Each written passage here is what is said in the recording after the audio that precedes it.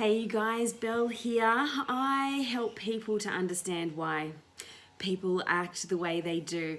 And in today's session, I want to talk about something that I was asked. Why do narcissists and their partners reestablish or try to reestablish contact? You know, it's one of those things, if you have put your boundaries in place and you have gone no contact and you have decided that your life is better without getting involved in their drama, then you may have a period of calm.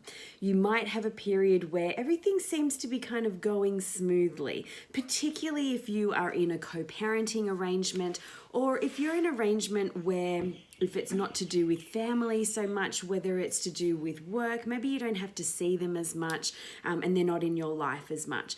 And you could kind of be lulled into a false sense of security here, because what's actually happening is the narcissist and their partner, maybe they're both narcissists, they will be developing a story about you in their mind. And you know what happens with these kinds of people and their personality types is that they believe they're right. So every time they have a thought that goes around and around in their head about you, about the situation, about whatever it is, they're going to be making it worse and worse. Think of it like a snowball going down a hill, gathering speed and gathering more snow, and it gets bigger and bigger and bigger.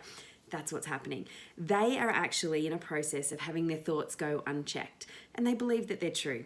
Now, one of the big things that I teach people in how to achieve mastery over their mind is to understand that just because you believe it doesn't mean it's true. This is absolutely the case in terms of a narcissist. So what's happening with them is they believe something about you. They probably believe that you've done them wrong in some way. They believe that they are the victim in some way. And so they will search for any evidence to keep convincing themselves that they're right. And so what happens is the more and more they believe that they're right, the more and more they get hostile and angry and cranky and frustrated. And if you have decided to grey rock them or go no contact, they are going to have nowhere to put all of that energy. And so what happens eventually over time is that it all builds up, it all gets too much, and so they must discharge their energy. And they're going to find a way to get to you. And so when they do, and they always do, they always keep coming back for more. They're like a dog returning to their own vomit. When they do this, you just ignore it. You don't bite. You know, if you do try to enter in and try to reason with them and try to rationalize, try to explain your side of the story, try to convince them why their thoughts are wrong, you're never, ever going to win. So the best thing you can do is when a narc and or their partner gets in touch with you again is ignore them and let them discombobulate on their own.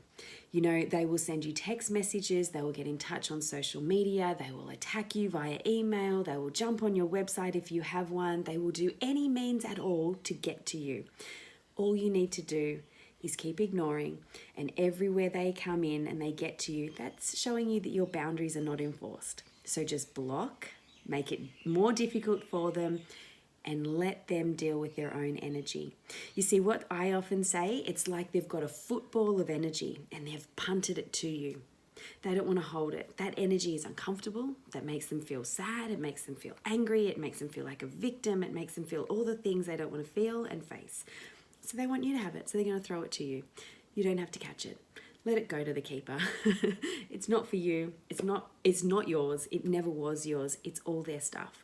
And all you need to focus on is you, making sure you are living your best life and doing the right things for you and those that you love, and leave the narc and their partner to their own stuff. I hope that helps. If you have any questions, let me know. If you have anything else related to working with a life free of narcissistic abuse and surviving through it, make sure you get in touch.